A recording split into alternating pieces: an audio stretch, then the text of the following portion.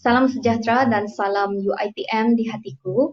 Saya Masnih binti Mustafa, tenaga pengajar bagi subjek ITA 153. Pada hari ini kita akan membincangkan topik kita yang kelima, iaitu akhlak dalam peradaban Islam. Pada topik kita kali ini, kita akan membincangkan konsep akhlak, kedudukan akhlak, ruang lingkup akhlak yang termasuk hubungan di antara manusia dengan Tuhan, manusia dengan manusia dan manusia dengan alam. Manusia tidak boleh dipisahkan dengan akhlak atau moral. Kedudukan akhlak dalam kehidupan manusia berada pada tempat yang penting. Jatuh bangun seseorang individu dan sebuah masyarakat bergantung kepada akhlaknya. Dalam Islam, akhlak merupakan cerminan dalaman seseorang dan ia terhasil dari keimanan dan amalan seseorang.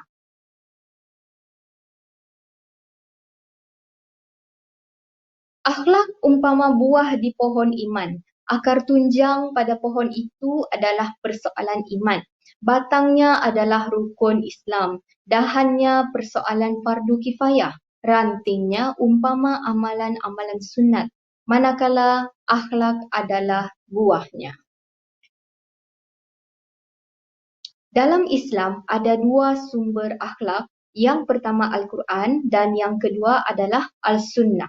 Al-Quran merupakan kalamullah yang diturunkan kepada Nabi Muhammad SAW melalui perantaraan malaikat Jibril, bermula daripada surah Al-Fatihah sehinggalah surah An-Nas. Manakala Al-Sunnah merupakan segala sesuatu yang disandarkan kepada Nabi Muhammad SAW melalui perkataan ataupun perbuatan Nabi. Juga sifat fizikal dan juga akhlak Nabi Muhammad SAW. Terdapat beberapa ciri-ciri akhlak Islam. Yang pertama bersifat mutlak dan menyeluruh, seterusnya melengkapkan dan menyempurnakan tuntutan. Bersifat sederhana dan seimbang, mencakupi suruhan dan larangan, bersih dalam perlaksanaan serta seimbang dalam setiap perkara. Kedudukan akhlak dalam peradaban Islam. Akhlak dihubung-kaitkan dengan tujuan risalah Islam. Akhlak menentukan kedudukan seseorang di akhirat.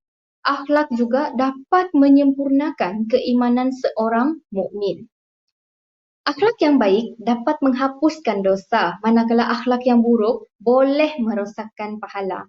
Akhlak juga merupakan sifat Rasulullah SAW. Skop akhlak dalam Islam adalah luas, merangkumi segenap perkara yang berkaitan dengan kehidupan manusia, sama ada hubungan manusia dengan Tuhan, hubungan manusia dengan manusia, dan hubungan manusia dengan makhluk lain. Terdapat beberapa contoh akhlak dengan Tuhan, antaranya adalah beriman, beribadah, sentiasa bertaubat, mencari keredaan Tuhan dan taat perintah Tuhan serta redha menerima takdir. Yang pertama beriman, iaitu mengakui, mempercayai dan meyakini bahawa Tuhan itu wujud serta beriman dengan rukun-rukunnya.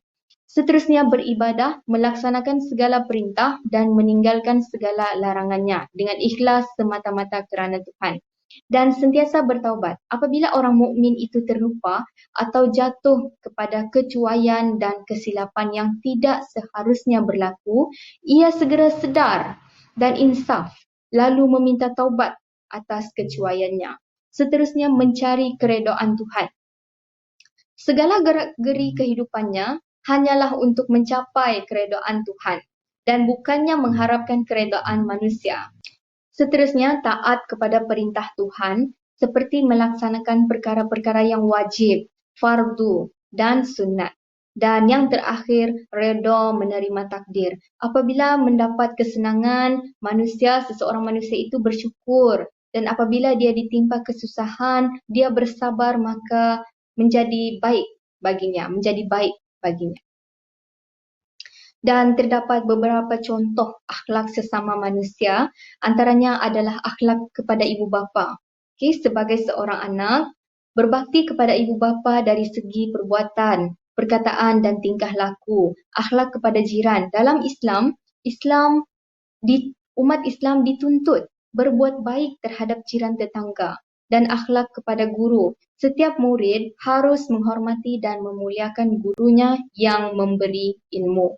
Dan akhlak suami isteri, sentiasa toleransi, bergaul dan berbincang dalam setiap perkara. Dan akhlak dengan anak, ibu bapa haruslah menunjukkan akhlak dan contoh tauladan yang baik kepada anak-anak. Dan akhlak dengan kaum kerabat, berlaku dan berbuat kebajikan dan sentiasa memberi kepada kaum kerabat. Terdapat juga akhlak dengan alam, antaranya adalah akhlak dengan malaikat. Akhlak Islam menuntut seseorang Muslim supaya menghormati malaikat dan mengetahui apakah tugas-tugasan malaikat. Seterusnya akhlak dengan jin, Rasulullah melarang membuang hadas kecil di dalam lubang-lubang di mana-mana muka bumi ini. Dan haiwan ternakan. Akhlak dengan haiwan ternakan adalah seperti haiwan yang digunakan untuk membuat kerja tidak dibenarkan dibebani di luar kemampuan mereka.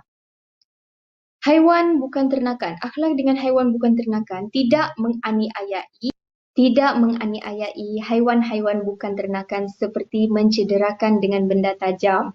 Kemudian akhlak dengan alam, manusia diperintahkan untuk memakmurkan sumber-sumber alam demi kebaikan bersama.